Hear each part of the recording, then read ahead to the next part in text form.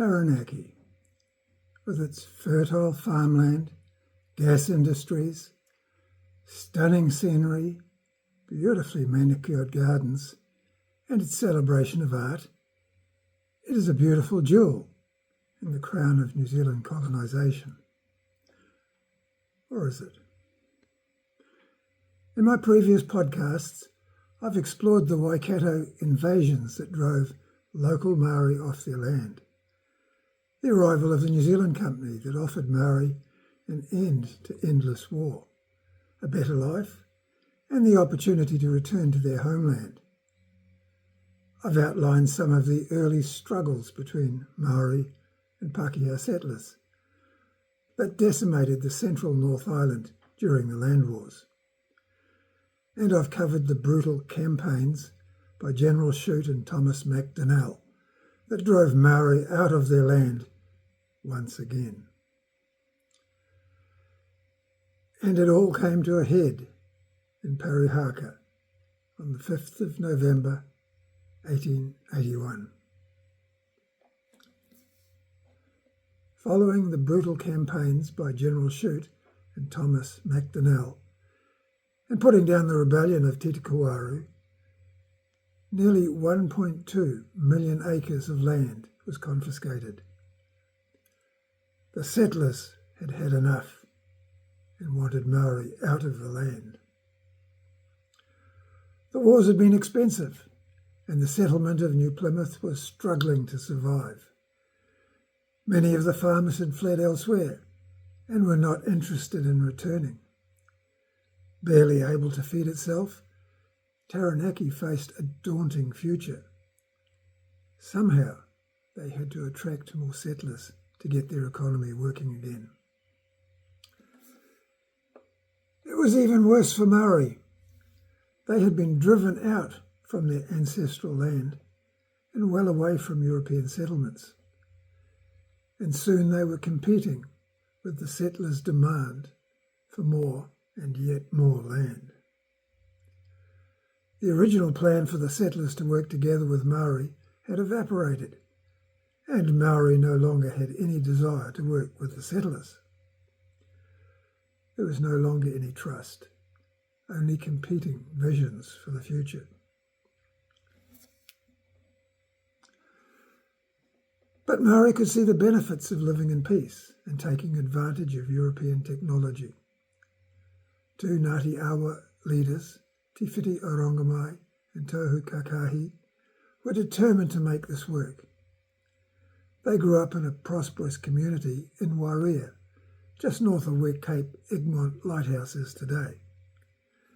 However, this was attacked and destroyed by the colonial forces following the war over Waitara in 1860. Te Whiti and Tohu took over the leadership and established a new community at Ngākumikumi, which was also destroyed by the military. After building two more settlements that were also destroyed, they finally moved inland to Parihaka in 1866, where they began to rebuild their community, which then grew uninterrupted for the next 15 years. Te Whiti and Tohu were determined to find a solution to the violence and devastation of the land wars. Compassion and non-violence were core concepts, repeatedly reinforced in statements practiced in Waiata. The focus was on working together to build their community and become self-sufficient. They didn't want to rely on outside help and separated themselves from the settlers. But they were also determined to retain ownership of their land. And Parihaka attracted Māori from many displaced tribes, including moral support from the Māori king. Parihaka was progressive and innovative. Under Te Whiti and Tohu's leadership, weatherboard homes were built that were supplied with fresh running water, provided by a water pump system. It was the first settlement to have street lighting. There were bakers, seamstresses, blacksmiths, bankers, and even council management. Journalists visiting Parihaka in October 1881 described how the surrounding land contained acres of potato, melon and cabbage. With a population of around 2,000, Parihaka was everything the Crown could have imagined of a civilised Māori population. But the settler government saw their success as a threat. There was already a problem of the Kingitanga movement in the Waikato, and there was now an independently governed Māori community in Taranaki that was attracting interest from other iwi around New Zealand. This was seen as a threat to Crown sovereignty. There was also a festering hatred of Māori following the Taranaki Wars. This drove the campaigns by General Shute and Thomas MacDonnell, and also saw the rise of Te Waru. Te Whiti had remained strictly neutral during the Second Taranaki War, neither helping nor hindering Te Waru. At the end of the fighting he declared that, and I quote, "Because they had remained independent during the recent war, the confiscation of their land for being rebellious British subjects was unjust, invalid and void." End of quote. Following the war, the government accepted that Māori had reoccupied most of the land that had been confiscated and began buying it back from the Māori living there. Te Whiti refused to sell. The native commissioner, John Bryce, needed the South Taranaki land as there had been a population surge of settlers in Taranaki. So he sent in surveyors to subdivide new sections on Parihaka land, and he built a road right up to the entrance of the town. Committed to non-violence, Parihaka Māori followed behind the surveyors, pulling out their survey pegs, ploughing the fields and erecting fencing. Bryce was determined that Parihaka had to be destroyed. On the 5th of November 1881, Bryce led 1,600 men from the armed constabulary into the settlement. They were met by singing and dancing children. As they entered the marae, 2,500 people waited for them without resistance. Bryce ordered the arrest of Te Whiti and Tohu and began sacking the town, taking anything of value and burning down many of the buildings. Women were raped and people scattered or sent to prison in the South Island, and this continued intermittently over the next several years before the troops finally left. There were children from the rapes, and many of the women contracted syphilis. Many of the men died in prison. Te Whiti and Tohu were allowed to return to Parihaka 2 years later, and they began rebuilding from the ruins left by the colonial troops. Parihaka has survived, but is now a pale shadow of what it had once been. It is a reminder for us of how bad relations between Māori and the settlers had become, as well as how low the colonial government was prepared to stoop to gain access to Māori land. But why did it go so wrong? It's easy to say that the British settlers were greedy and drove Māori off their land. It is also easy to say that Māori were belligerent in wanting to claim back land that they had already sold, or that they wanted to govern themselves independently of the Crown. But there is a more fundamental explanation for why this turned out so badly, and it is not at all what you might expect.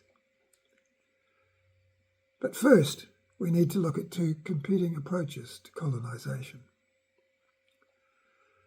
The first is from the Church Missionary Society. Samuel Marsden established the first mission stations in the Bay of Islands in 1814. Ultimately led by Henry Williams, the focus was very much on education to read the Bible, which had been translated into Māori. New foods and tools were introduced, and the goal was that New Zealand would ultimately become a peaceful Christian nation run by Māori for their own benefit and on their own land. Of course, there were other Europeans arriving, and there was no means of imposing any kind of law throughout the land. The musket wars blew out of control, disease became rampant, and many of the new settlers took full advantage of freedom from any laws to do whatever they wished. Henry Williams was fully committed to converting Māori to living in peace, and he put his life on the line on many occasions to bring an end to the intertribal fighting. And of course he was aided by many other CMS missionaries, as well as by those from the Wesleyan Church. He did not want New Zealand to become overrun with foreign settlers. He foresaw great danger for Māori should that happen. The combination of his bravery and his commitment to Māori eventually gave him great mana with many of the rangatira, with many of them converting to some form of Christianity. Now, consider the New Zealand Company, which was established in 1839 by Edward Gibbon Wakefield, with the goal of establishing a large-scale private and commercial settlement in New Zealand. With funding from members of the Tory party in the UK, he purchased and commissioned a ship he named the Tory to sail to New Zealand to negotiate with Māori for the purchase of large areas of land for that purpose. On board were his brother William and his son Jerningham. Wakefield was of dubious character, having been convicted in 1827 for abducting a 15-year-old girl and marrying her to take control of her inheritance. It was during his time in prison that he devised a scheme for colonising native lands like Australia and New Zealand. With investor backing, he planned to purchase large areas of land for the least possible cost, allocating the original native landowners 10% of the land. Then, by bringing in many skilled workers and working constructively with local Māori, the land would increase in value and the natives would become much better off as a result. And of course, the Wakefields and their investors would make a lot of money. And Māori bought into it. When the Tory arrived in the Queen Charlotte Sound and then Wellington, local Māori enthusiastically agreed to sell large areas of land, much of which they had not occupied. And this even included land which was claimed by other iwi. Ngāti Awa were especially pleased to have the opportunity to return to their homeland in Taranaki under the protection of these new settlers. There would be an end to the intertribal fighting. They would develop new skills, create a better life, and they wouldn't even need to convert to Christianity or change their traditional beliefs.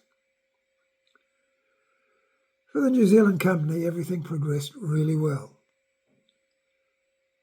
until Henry Williams arrived. For Henry Williams, the arrival of the New Zealand Company in Wellington was his worst nightmare. Taking Octavius Hadfield with them, they rushed down to Wellington from the Bay of Islands, and they began urging local Māori to reject their purchase agreements. They had been cheated and sold their land far too cheaply. Even worse, any European that was not a missionary was a devil, and many more would arrive and finally drive Māori off all their land. This was further reinforced after the treaty was signed. The new governor, William Hobson, travelled to Wellington and did everything he could to undermine the Wakefield's plan. Hobson had been commissioned by the Whig government in the UK at the request of the Church Missionary Society. The British government had not approved of the New Zealand Company's plans for colonisation of New Zealand. So it was a stalemate, with Māori caught in the middle. Most of the chiefs reneged on their land sales. Their initial enthusiasm was converted to suspicion. But the settlement in New Plymouth had already begun, and another shipload of British settlers was about to arrive. Land was apportioned, with Māori being allocated their tenth, and the work of clearing the land and developing farms was underway. With only a few hiccups, the colonisation of Taranaki was progressing to plan. Then, in 1842, slaves that had been taken in the Waikato invasions were released and were allowed to return to their homeland in Taranaki. The missionaries working in the Waikato had succeeded in converting some of the Waikato chiefs, as well as their slaves, to Christianity. Slavery was wrong, so the slaves were released. Encouraged by the missionaries, the returning slaves argued that they had not sold their land and had received nothing for it. Those Māori who had already sold land advised the agent for the New Zealand Company, John Wicksteed, not to pay out anything more. Consequently, those who felt disadvantaged began to resort to violence, with some properties being burned and threats being made. The returning slaves were now in the majority.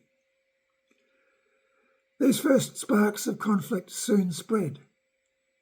War would become endemic over the next 39 years.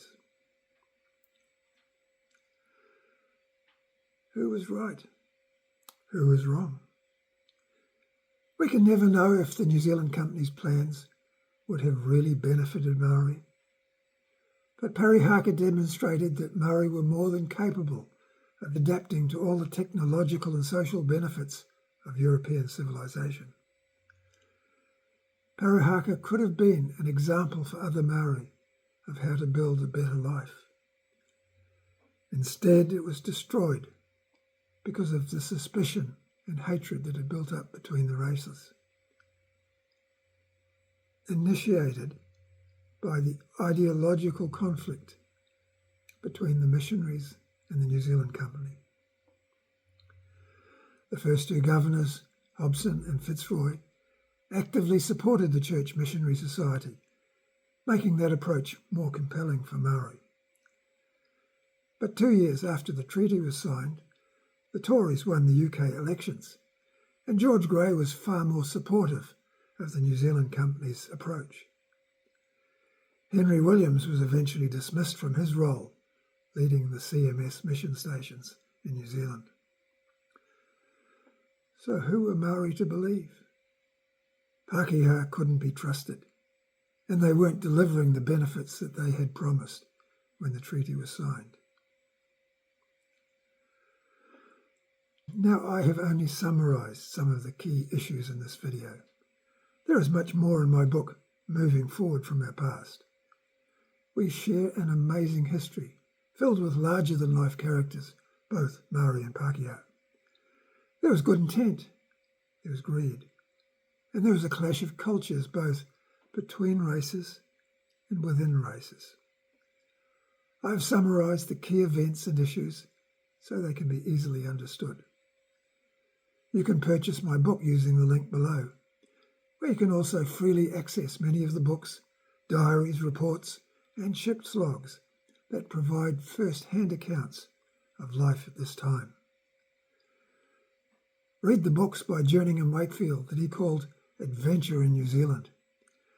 They make for fascinating reading and provide a very different view of the New Zealand Company compared with how it is generally presented today. You can also download a copy of History of Taranaki by Benjamin Wells, which describes in detail the time leading up to Parihaka. And read Te Wiremu, Henry Williams, by Caroline Fitzgerald. You should be able to order a copy through your local library. And check out the Parihaka website and read the Wikipedia description of what happened. In my next podcast, I will cover the rise and fall of Te Kuti, the last major episode in the New Zealand Wars. Be sure to subscribe if you haven't already done so, and of course, share your comments below.